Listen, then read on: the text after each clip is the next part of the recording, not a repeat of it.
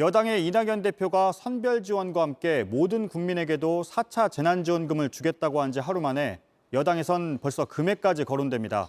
한 가구에 많게는 100만 원 넘게 주겠다는 얘기가 들립니다. 공개적으로 반대한 홍남기 경제부총리를 향해선 이번에 교체해야 한다는 주장까지 나오고 있습니다. 당과 정부는 서로가 맞다며 충돌하고 있지만 그러면 그럴수록 시민들은 더 혼란스럽습니다. 먼저 이희정 기자입니다. 민주당은 전 국민까지 포함한 4차 재난지원금 추진을 재확인했습니다. 국가재정은 기획재정부가 아니라 국민을 위한 거라고 못 박았습니다. 재정의 주인은 결국 국민입니다. 당정협의회에서는 맞춤형 지원과 전 국민 지원을 함께 테이블에 올려놓고 논의하기 바랍니다.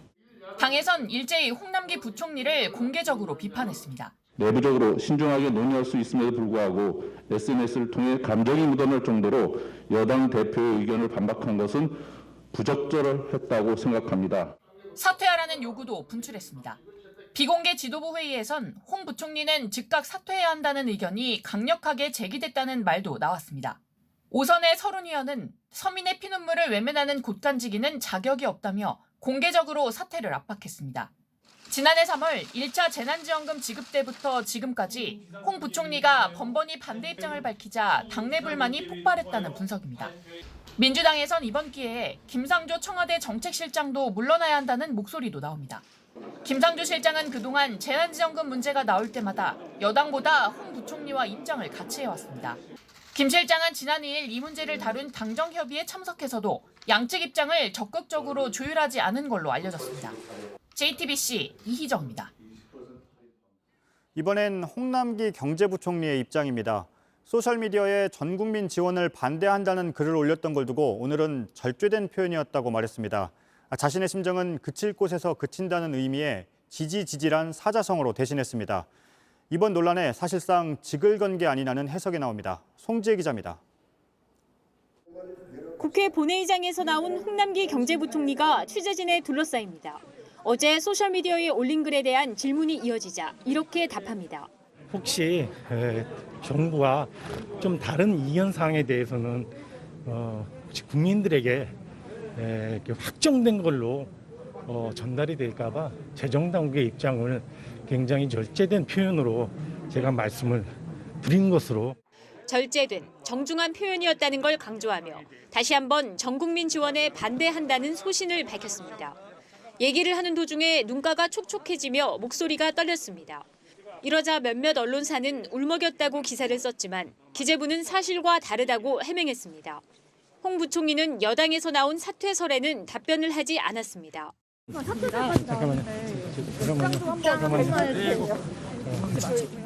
다만 홍 부총리는 어제 소셜미디어에 가슴에 지지지지의 심정을 담고 걸어왔고 또 걸어갈 것이라고도 했습니다.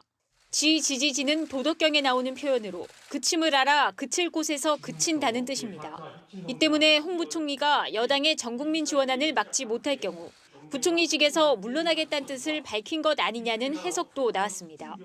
이에 대해 기재부 관계자는 자리의 연연에 판단을 그르치지 않겠다라는 의미라고 했습니다.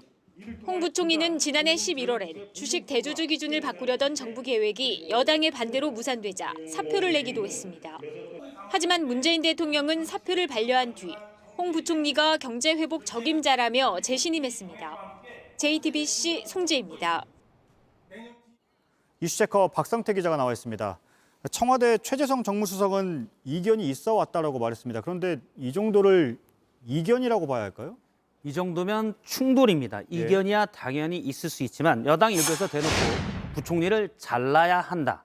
또 부총리는 페이스북에 여당 대표의 연설 내용을 정면으로 반박하는 글을 대놓고 올릴 때는 이견보다는 충돌이라고 봐야 되고요.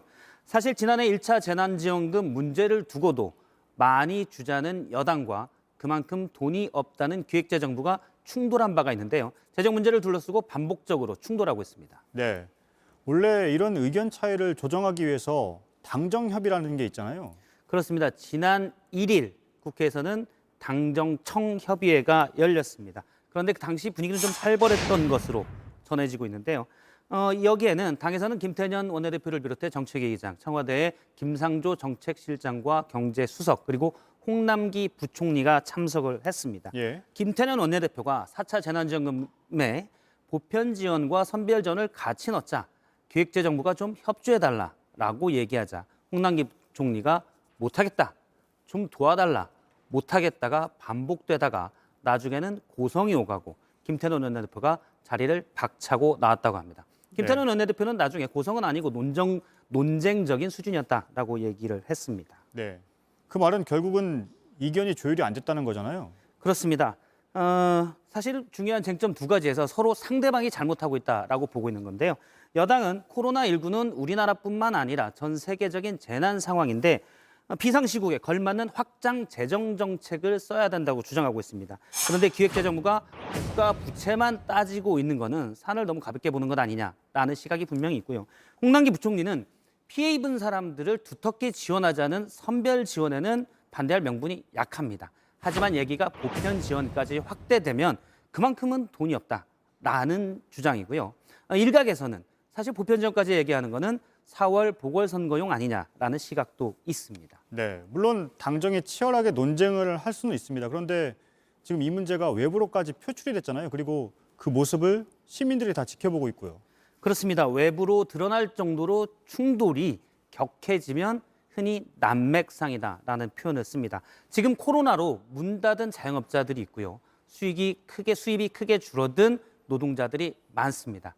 한시라도 재난지원금을 빨리 지급하는 게 중요한데 여야가 충돌만 하기보다는 머리를 맞대고 해법을 찾아야 된다는 지적입니다. 네. 어떻게 보면 조율을 해야 하는 청와대의 입장은 지금 어떻습니까?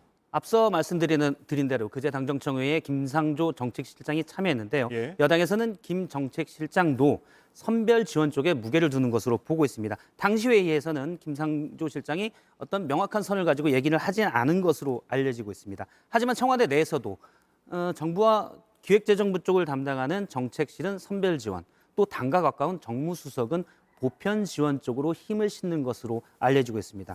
재정을 얼마나 투입할 것이냐, 그리고 선별 지원이냐 보편 지원이냐 이런 문제는 사실은 정책 결정의 문제인데 청와대가 적극적으로 나서서 결정해야 된다는 지적이 있습니다. 예. 결국은 박 기자 얘기를 들어보면 당과 정부와 따로 또 청와대 안에서도 따로따로 지금 이렇게 의견들이 충돌하고 있는 거군요. 예. 알겠습니다. 잘 들었습니다. 박성태 기자였습니다.